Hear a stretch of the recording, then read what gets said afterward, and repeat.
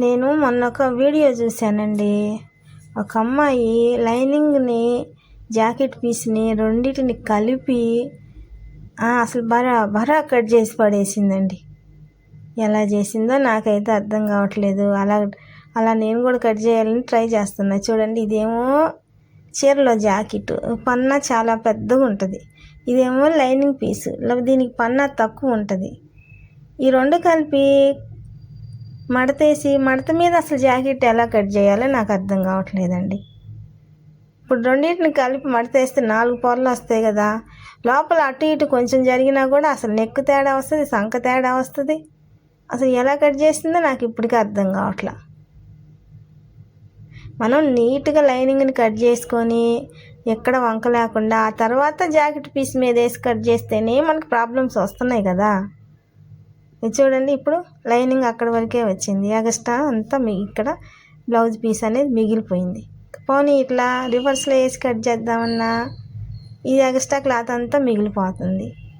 ఇప్పుడు నాకు దాంట్లో బ్యాక్ పార్ట్ రావాలి, హ్యాండ్స్ రావాలి, ఫ్రంట్ రావాలి. అప్పుడు మళ్ళీ ఈ పీస్ అంతా వేస్ట్ పోద్ది కదా. అది ఎట్లా, అది ఎగస్ట్రా అంతా వేస్ట్ పోయిద్ది. అది ఎట్లా కట్ చేయాలా నాకు అర్థం కావట్లా. 25 ఏళ్ళ నుంచి మిషన్ కుడుతున్నానండి, నాకు ఈ చిన్న టిక్ తెలియట్లేదు. మీకేమైనా తెలిస్తే నాకు కామెంట్ చేయండి.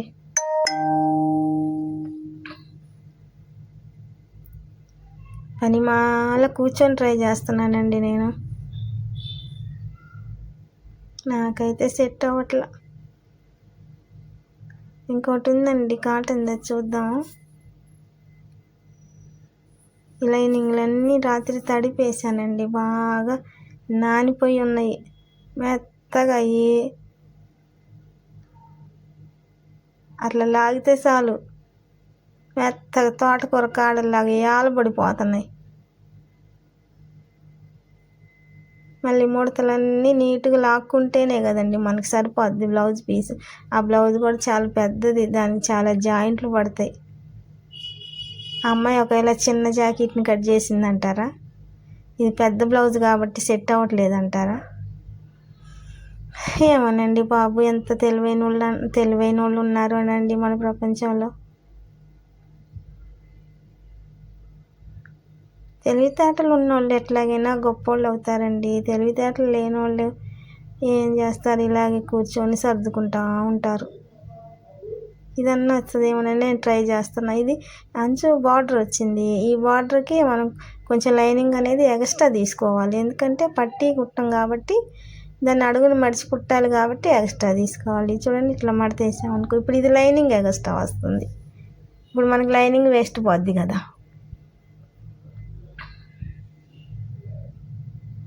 లైనింగ్ కొంచెం పైకి లాక్కోవాలి హ్యాండ్ కోసం, అది లోపలికి మడిచి కుట్టాలి కాబట్టి. ఇప్పుడు అలా మడత వేసుకున్నాం అనుకోండి, ఈ సైడ్ అయినా కొంచెం బయటకు వచ్చిద్ది, ఆ సైడ్ అయినా కొంచెం బయటకు వచ్చిద్ది. అసలు ఎట్లా సాధ్యం?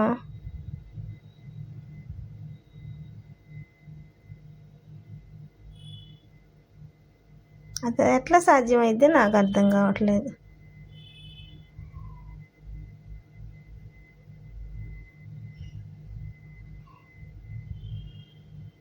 ఎన్ని రకాలుగా వేసినా చూడండి, లైనింగ్ ఎంత ఎక్స్ట్రా వచ్చిందో.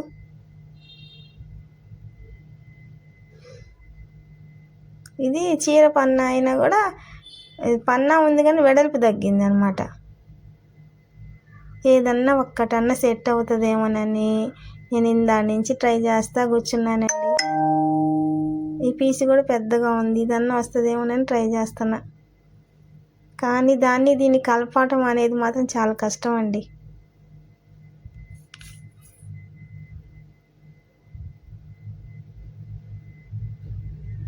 లైనింగ్లు తడపటం, ఆరేయటం, మళ్ళీ ఇవన్నీ ఇట్లా సరి చేసుకోవటం, ఇదే పెద్ద పని అండి. ఎక్కడ ముడతలు లేకుండా సరి చేసుకోవాలి కదా, లేదంటే ఎక్కడ ముడతలు అక్కడ ఉన్నాయి అనుకోండి, మనం కట్ చేసినప్పుడు నీట్గా రాదు. ఐరన్ బాక్స్ ఉన్న వాళ్ళు ఐరన్ చేసుకుంటారనుకోండి, ఐరన్ కూడా ఎక్కడ చేస్తామండి, ఇంకా వాళ్ళు ఇచ్చే 200కి. ఇది చూడండి, ఇది కూడా అంతే, ఇది కాటన్ చీరలో జాకెట్ ముక్కే.